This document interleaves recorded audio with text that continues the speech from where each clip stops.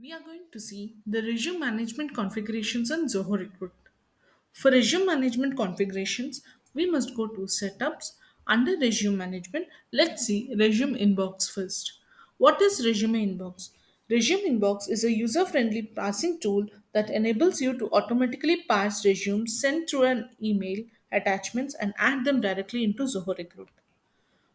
Once you click on resume inbox, you have to add an account with the mail ID and give the status as active and select the parsing mode. There are three types of modes. One is lenient, moderate, and strict. The difference between these three is if you select the lenient mode, the success rate will be high and the accuracy will be low. Whereas if you select the moderate, phone number and email ID are mandatory uh, to fill, and success rate and the accuracy will be in a balanced mode. If you select the strict mode, the success rate will be low and the accuracy will be high. Usually, organizations prefer the moderate mode. Once you set up all these, if you can override the existing record details and resume, or else keep the existing record details and resume. If you want to duplicate check, you can override option can be selected here. And once these are selected, click on save. Now go to job openings module.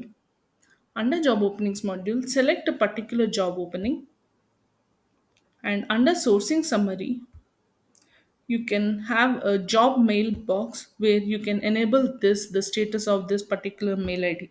Once you enable this, the resumes which are sent through that mail id can be directly come and sit in candidates module. All the resumes will come and sit in candidates module. Next, we'll go to the other option of resume management, that is resume parsing mapping. Resume parser mapping is a tool where you can paste the CVs and it can match take the fields from through Zoho Recruit. Once you select the resume parser mapping, you can enable the parser review and give the basic information, which are the fields that the resume in the resume they have to collect.